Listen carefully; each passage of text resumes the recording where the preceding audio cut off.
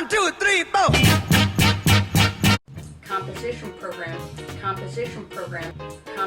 programs aren't your grandmother's composition program anymore.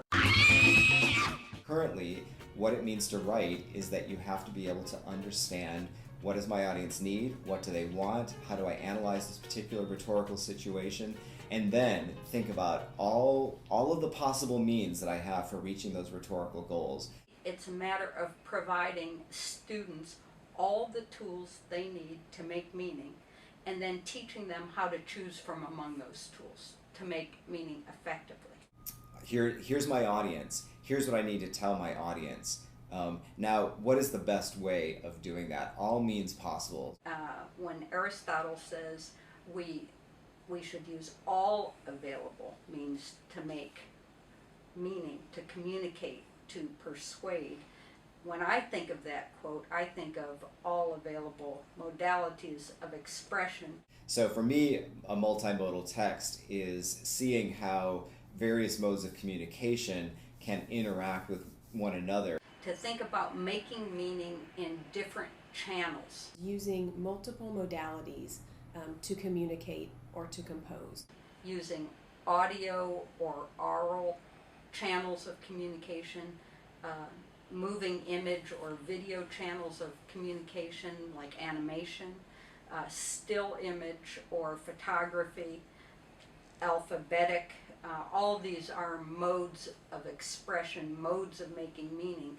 Going through the analysis process, the rhetorical analysis process of trying to understand what mode it will serve my purposes best in a given context. In a 21st century world where communications have to cross cultural boundaries, geopolitical boundaries, linguistic boundaries, I think if a student is operating in those environments, they're going to have to make meaning in a number of different semiotic channels in order to make themselves understood. Where teachers are going to prepare students for that kind of world, I think we better teach them different ways of making meaning and then teach them how to make the choices from among different modalities according to the affordances and according to the rhetorical context that they're operating within. And then I think students will have the tools necessary to accomplish their task of communication. Some of the values that I see in asking them to compose, one is their career. I think that this will really benefit them in the future, ranging from the sciences to the humanities to government, and we read these texts all the time, and so teaching students to be more critical of them is one approach, but when you teach them to compose, they become critical in a different way. The multimodal is that you're accessing more available learning. Kind of from a disability studies perspective, but I realized I was doing multimodal long before I came to disability studies, and it could be because I grew up, very hard of hearing, deaf for all intents and purposes. So even though I'm in English and I'm a text person and I'm a writer, I visually process the world. It's my primary mode of learning, and realizing actually more at a kind of basic level within myself that I was always happier in classes where there was more visual interaction with text. So if I love English and love teaching literature, but I also really like the visual, that has to mean there are other students out there that like it too. Get on up, get on up, get up, get on up.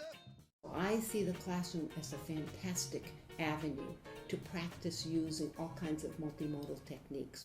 There's always a visual component, like we always bring in images. We use body language, intense discussion, we do lots of writing, we listen to music. Another thing that I do is have students watch films. I started using very basic multimodal because I'm a novice at this. So I started just using what's in my field, visuals for representing numbers, so graphs and tables, which we integrate into all of our papers as a form of storytelling. But now I've started to progress a little bit, and we're using other forms of visuals in movies as a way to see if we can explore possibilities in terms of healthcare policy. So I said, well, I'll use 14 weeks now, We'll read that chapter. We'll discuss that for a bit. We meet 3 times a week, but let's have video come in to look at that culture, see that culture, play with that culture in another way, so I don't have to have more text. And I let the students choose the YouTube video. Dang, I'm learning about culture and some theory and how to do anthropology by looking at videos. And I don't think they ever thought that they would. It was just a waste of time. And the students loved it. They ate it up. Disability Studies classroom, one I've been doing for 5 years, and now everyone that I've taught disability studies, the graduate students, they go off and do it in their classes, and that's bringing in a disability artifact.